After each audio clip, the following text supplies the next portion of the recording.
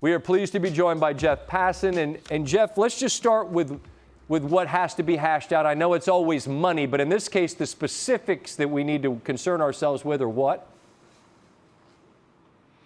There are a few things, Scott, and I'm sorry I keep looking down at my phone because I'm expecting the lockout to, frankly, happen any minute at this point.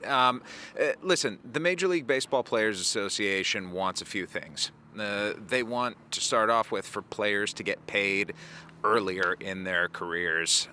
They want free agent compensation to go away. There are a number of things on the table for them, and they have to do with core economics because, frankly, they've lost out on core economics over the past couple of negotiations. Major League Baseball wants, very simply, to keep salaries flat. They don't care if they pay players earlier.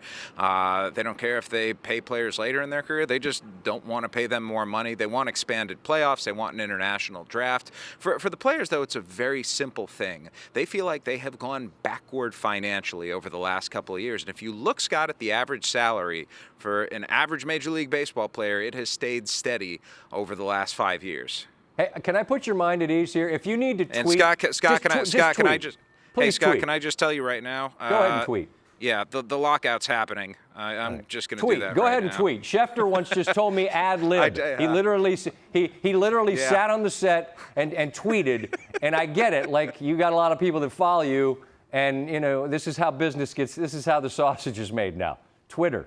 He's Jeff Passan's tweeting. That's it right there. Ad lib. Major League Baseball, Scott, has officially locked out the players. Okay, so and I think I just spelled out some of the specifics, but are there any details that you feel are worth mentioning outside of the fact that, you know, you can't trade players, can't sign players?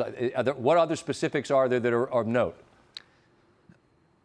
Just the industry is going dark. And listen, I understand, like you said, it's only December 1st right now. So when it comes to real deadlines, this was just a deadline that was there because of the contract, right? Because the contract expired and because here we are now without a basic agreement. In reality, though, I think the panic doesn't need to start until February, maybe even early March. The reality is they have a couple-month runway now to figure things out, to get through their issues. But the fact that I've been here for 3 days now, Scott, and they didn't make any headway, it's frustrating to everybody involved. The Major League Baseball Players Association looks at Major League Baseball and thinks they are speaking a completely different language. Major League Baseball looks at the MLBPA and says, I don't understand what you're saying. And unfortunately, when you have two sides that can't have that conversation, that feel like they're speaking past one another, you're not going to make any headway.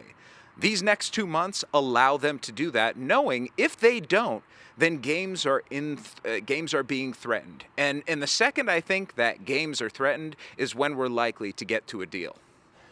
I made this joke, it's actually rooted in truth, that when I was in college, if I knew I had a paper due on a certain day, I was awfully motivated to get that paper done the day before, not necessarily before. So you mentioned, you know, sort of mileposts that we would tick off and think this is a concern as of whatever date, at some point in January, I would guess.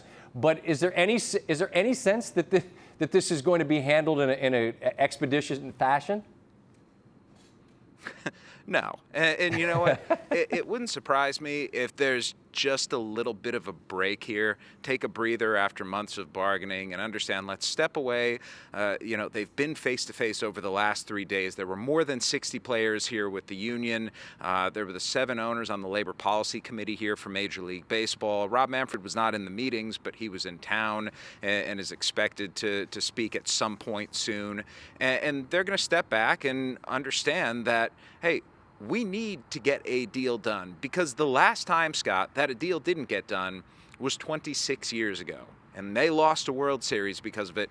And while very few people from the game back then are still around now, if that's not resonating through the minds of the people at the top of Major League Baseball and at the top of the Major League Baseball Players Association, they need to reassess their priorities. If you start losing games, you're going to start losing fans. If you start losing fans, then you have lost your soul. And that's what Major League Baseball needs to recognize is at stake here. That's what the union needs to recognize is at stake. And I think ultimately they will strike a deal, because they are not going to cut off their noses to spite their faces.